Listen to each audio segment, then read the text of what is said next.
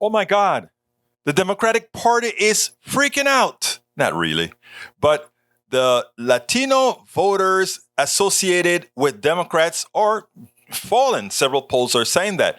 And the truth is, I believe those polls, and there are reasons why this is occurring. First of all, Latinos are not a monolith. Secondly, there are some very good symbiotic theories or relationships that a normal, regular Latino has in common with some of the purported conservative values.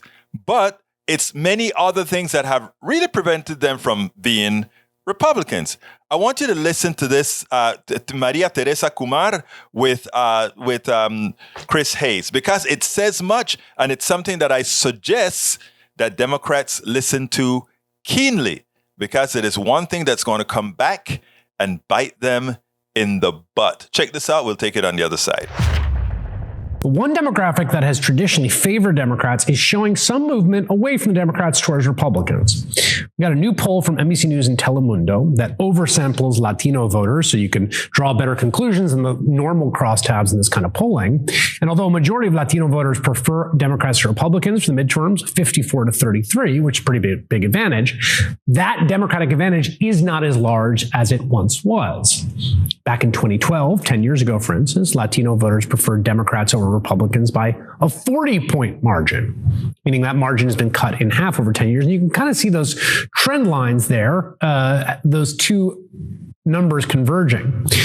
Joining me now to digest what's driving those numbers, Maria Teresa Kumar, President and CEO of the political organization Voto Latino. You know, polling data can be unreliable. Are you convinced by that data? Do you think that's an accurate reflection of what's going on? What we have found at Voto Latino in extensive data, and just as you mentioned, Gallup did data that found very similar findings to ours. It wasn't that Latinos were deflecting to the Republican Party, is that they couldn't tell the difference between the two parties. So a full third of them are thinking of sitting out. And if you dig into Telemundo data, it basically says that a whole third of them are thinking that they're going to sit it out because they can't tell the difference between the two parties. And so one of the things that Voto Latino did was, for the very first time, RC4 did persuasion work. If we were able to explain to the Latino voter what the Democrats did in the short 18 months that Biden has been in that office, would you see a difference? Get this.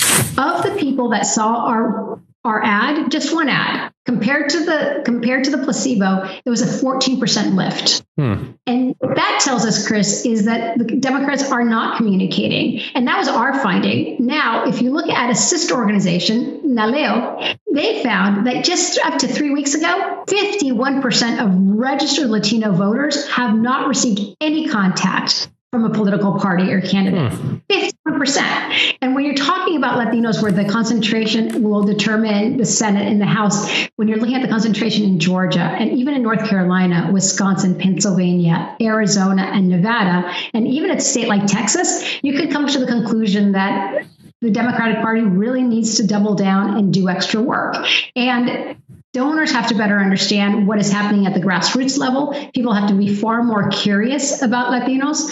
I can tell you that even in a place like Texas, we found a poll after the adopt decision, and we found that 68% of Latino voters, including men, believed that abortion was a private issue between a woman and her doctor, not the government's business. 81% believed in some sort of gun reform, including assault ban weapons. So we need to have more curiosity and not talk to Latinos 18 days out when all of a sudden they figure out that that's when they need to talk to them. The only thing that I would encourage folks to do when they look at the polls, and this is what we're finding, the moment that you add MAGA Republican versus a Democrat in the Latino community, that immediately creates a deflection. People understand what MAGA means to their homes personally. It means not just their economy, but their personal safety. And so a place like Arizona, the reason that Mark Kelly is doing strongly is specifically because of the MAGA Republicans that were around before they had that coinage, so to speak.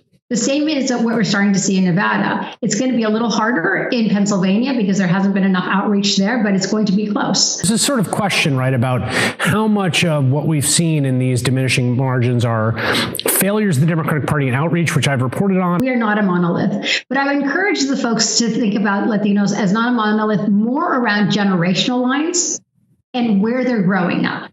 To give you an idea, Florida is the only state where young Latino voters will never surpass their older voters ever, just because of the demographics. Right. But in a state like Georgia, young voters are 30% of the Latino vote, 30%. And they represent 20% of the classrooms. So you're just going to have a whole bunch of young Latinos in Georgia graduating into electoral politics. I don't need to convince that young person that climate change is real. I just need to convince politicians are actually going to meet them where they are. The same thing in Arizona. In Arizona, they're 40% of the classrooms. In Texas, they're 52% of the classrooms. So therefore, she said it all. Latinos are not a monolith. You have to cater your message to the particular Latinos that you're speaking to. A Mexican Latino is way different than a Cuban Latino, is way different than a Panamanian Latino, way different than a Dominican Latino or Puerto Rican Latino. So therefore, when you're speaking to these folks, you have to speak to what interests them. Panama, Central American country, Dominican Republic, and island, Mexico, a big part of North America. I mean, they have different interests altogether. It's not because we all speak Spanish that somehow you should just put a commercial in Spanish and it talks to us, right? Mexicans have a particular thing that they're the ones that are crossing the border. Maybe it has a lot to do with migrant workers, folks that are coming from Venezuela. They're running for what they consider an oppressive regime. Folks that are coming from Brazil or coming from what they think is a right-wing crazy government. Folks that are coming from Puerto Rico maybe jump into the island because America has left the island behind. There are a lot of different interests that Latinos have that need to be taken into account. And until we start treating the Latino demographic like we treat other demographics in majority communities where we select the message based on class and many other things. That change that you see with Latinos drifting, and note what I said, it's drift. It's a drift. Just as it can drift one way, it can drift the other way. And that needs to be taken into account. It has a lot to do with respect. It has a lot to do with taking interest in that which you want or on whom you want the vote from. We spend a lot of time deconstructing the news, trying to parse it into a form that everybody can understand. We try to find those little nitpicks where it flies above the fray, etc. If you really like these videos that we do, I want to ask a big favor. Please go ahead. Number one, subscribe to our channel. And number two, please join if you can. Thank you so kindly for watching. Keep watching. Please remember to share. We must populate the entire internet with our progressive message, a message that we know is what most Americans say that they want. So help us, please join.